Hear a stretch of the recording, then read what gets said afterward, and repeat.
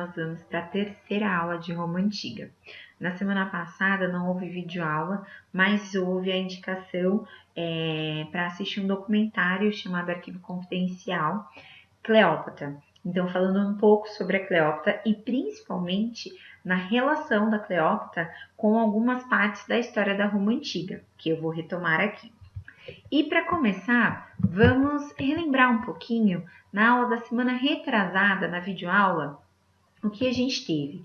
Então, nós falamos basicamente sobre a República Romana, o começo dessa república. Então, dentro do começo da república, a gente tem que ver a sociedade, que é bem estamental, bem dividida, hierárquica, e a briga que vai ter ao longo de toda a história da Roma Antiga entre os patrícios e os plebeus. Então, aqueles que têm mais condições, mais terras, mais dinheiro, de encontro com aqueles que lutam e pleiteiam muito a participação efetiva deles dentro do cenário político ou dentro das decisões da República. O projeto expansionista, então, o primeiro grande projeto da República, expandindo e visando expandir o território, principalmente porque isso traria monopólio comercial. Então, o intuito da expansão não é somente terra, nem principalmente terra. Na verdade, o intuito dessa expansão é principalmente o monopólio comercial de uma determinada região. Vimos as guerras púnicas, primeira, segunda, e a destruição total de Cartago por Roma, e vimos também e principalmente as consequências dessas conquistas. Dentre essas consequências, a gente tem um desemprego muito forte, porque os prisioneiros de guerra desses conflitos de expansão se tornavam escravos e eram muito mais rentáveis e lucrativos, uma vez que você não precisava pagar salários. A gente teve uma concentração muito grande de terra, então aqueles poucos que eram ricos continuaram sendo cada vez mais ricos e detinham cada vez mais terra. E é isso que faz com que a gente tenha todo o cenário dos irmãos Graco e das questões agrárias. A necessidade de tentar redividir essa terra ou distribuí-la de forma igualitária. A tarefa da semana retrasada foi justamente essa. Foi fazer um paralelo e uma comparação de como ainda hoje, nos dias atuais, nós temos problemas gravíssimos de concentração de terra, quantidades significativas de pessoas que necessitam e vivem da terra, tendo que exigir os seus direitos porque não tem terra para cultivar, tá? Bom, dito isso, vamos continuar com República. Depois dessas questões agrárias trazidas principalmente pelos irmãos Graco, o que houve? O que aconteceu? Nós tivemos uma guerra social, que foi uma grande mobilização favorável ao processo de reforma agrária, né? E a extensão da cidadania para aqueles romanos que viviam em terras conquistadas, né? E não eram nascidos romanos. Vamos ressaltar que as terras conquistadas, as pessoas que não viravam escravas, elas não eram consideradas cidadãs romanas. Então, elas não poderiam participar de boa parte das decisões e até mesmo dos direitos da República. Essa guerra aconteceu principalmente com aquelas liderada por pessoas que não tinham terra ou que perderam suas terras nesse processo de expansão, mas ela foi fortemente destruída e inibida por aqueles que tinham muita terra e concentração, que são os patrícios.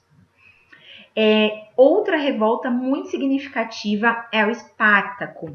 Espartaco é o nome de um dos líderes dessa revolta, que tinha como principal objetivo a liberdade dos escravos, né? E também a independência dessa camada da sociedade, no sentido de ter mais direitos, de participar efetivamente, de ter direito à terra, ter direito de participação política e tudo mais. Foi bem significativo porque foi um dos pouquíssimos movimentos que falava a favor da liberdade dos escravos. Nós tivemos também a ascensão política muito grande dos militares, uma vez que foram esses militares que conquistaram os territórios e dobraram o tamanho de Roma Antiga. E, por fim, todo esse cenário extremamente instável, que apesar de você ter uma conquista territorial, você trouxe uma instabilidade na sociedade, que gerou conflitos como a guerra social e Espartaco, fez com que alguns líderes, alguns generais se unissem, fizessem um acordo e formassem um novo tipo de governo chamado triunvirato, que era uma gestão realizada e compartilhada por 3 líderes. Isso para que eles tentassem conter essas crises, essas insatisfações e fizessem com que Roma se organizasse minimamente. O primeiro triunvirato ele se deu por Crasso, Pompeu e Júlio César. Crasso é conhecido porque ele derrotou esses exércitos do Espartacus. Pompeu teve outras vitórias em outras conquistas, como na Síria e na Judéia. E Júlio César, ele era extremamente conhecido porque ele era um general extraordinário.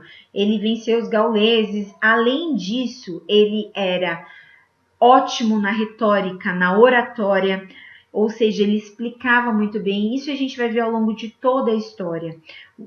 Do perfil, uma das características principais dos grandes líderes é que eles têm uma ótima retórica, uma ótima oratória.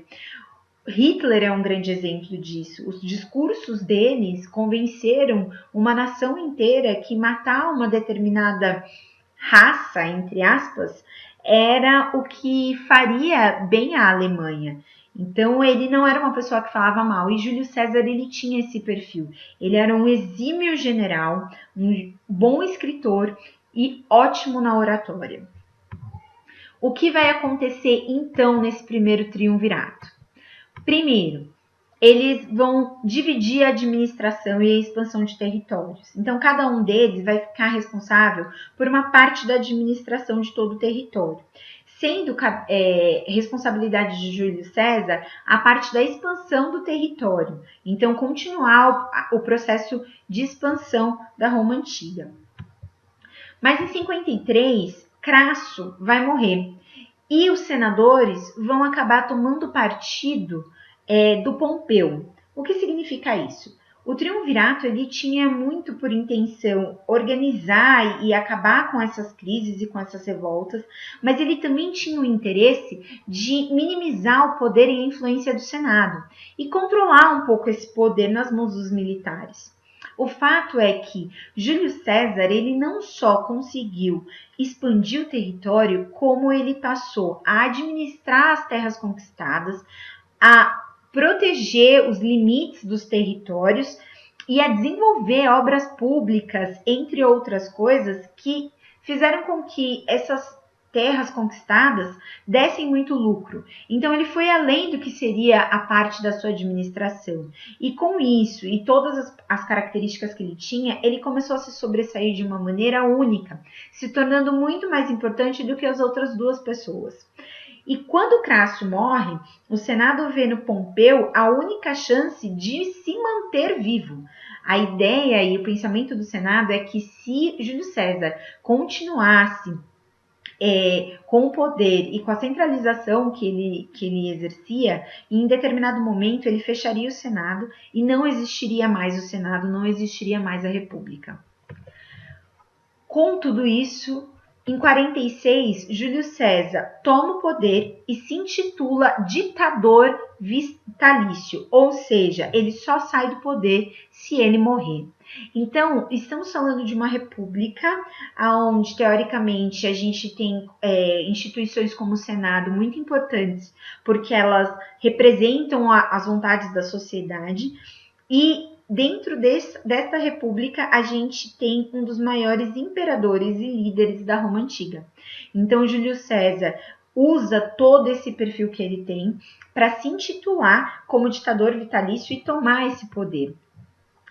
E o que Júlio César tinha, fora essas características que eu já falei? Primeiro, ele detinha muitos títulos. Ele era cônsul, tribuno, sumo sacerdote, comandante do exército, ou seja, ele tinha as principais lideranças, os principais títulos no âmbito militar, no âmbito religioso, no âmbito político e no âmbito social, o que fazia com que ele fosse de extrema importância para muitas camadas, muitas partes da sociedade. Outra coisa é o que eu já disse, ele não só expandiu o território, ele fez reformas, ele distribuiu terras entre a classe dos soldados, ele colonizou as províncias, ele fez obras públicas que possibilitassem a ligação entre essas províncias, fazendo com que eles conseguissem controlar mais. Qual que foi o calcanhar de Aquiles de Júlio César? Em todo esse processo de expansão, o Egito.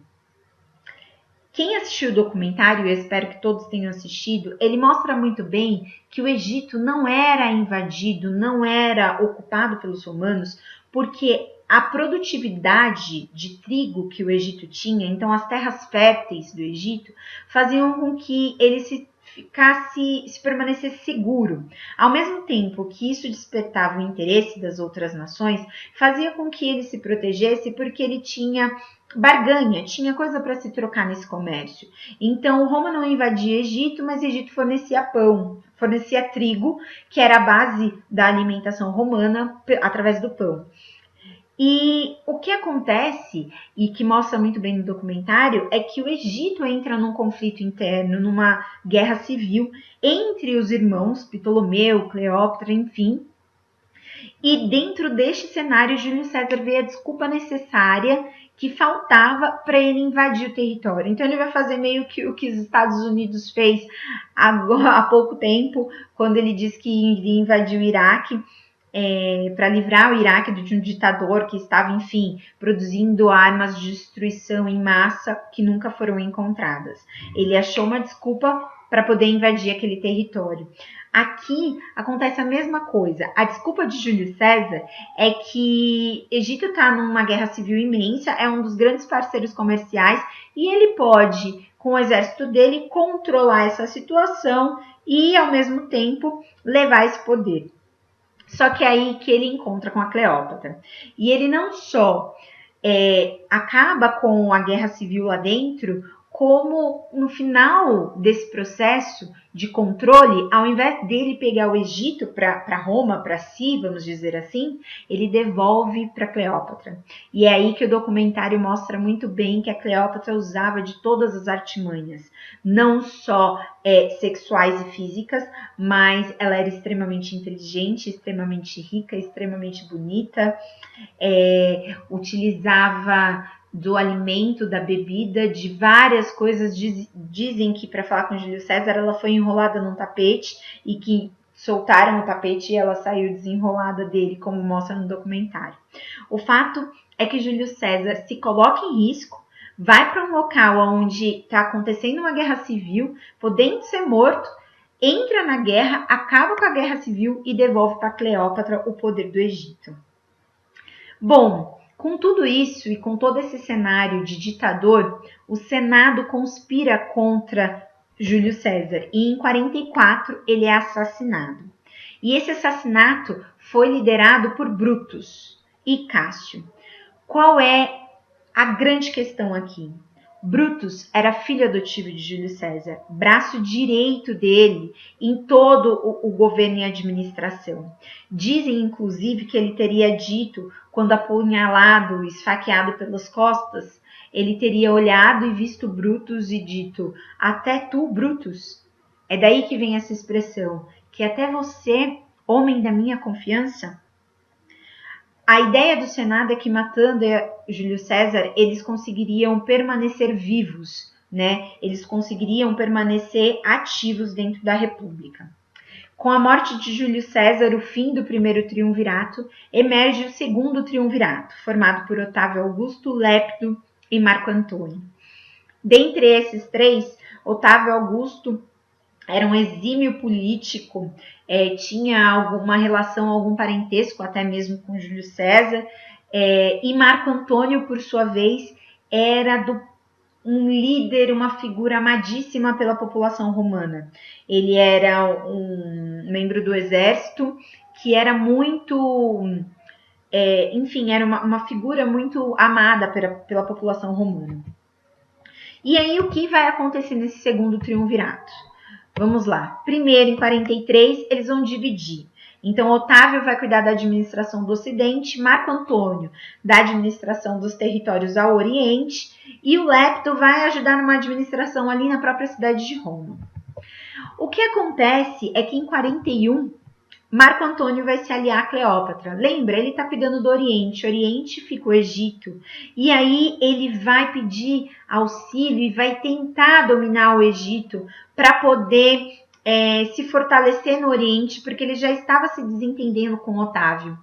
E aí Cleópatra novamente conversa, joga todo o seu encanto, aquela rede de sedução que mostra muito bem no documentário, e vai fazer com que Marco Antônio seja seu aliado. E não só isso, Marco Antônio vai enfrentar e matar todos os inimigos da Cleópatra, vai romper com a parte ocidental de Roma, vai virar como se fosse uma parte independente do Império Romano, né, da República nesse momento, tudo para ficar ao lado de Cleópatra. Mas em 32 há uma guerra muito grande entre Otávio e Marco Antônio, e o Otávio derrota o Marco Antônio, tanto a Cleópatra quanto o Marco Antônio morrem, e o Otávio ele consegue uma força militar para isso, porque ele vai denegrindo a imagem do Marco Antônio, vai dizendo que ele estava com uma bruxa, uma feiticeira, que é uma das questões que o documentário trata muito bem, que Cleópatra ela era assemelhada a uma deusa.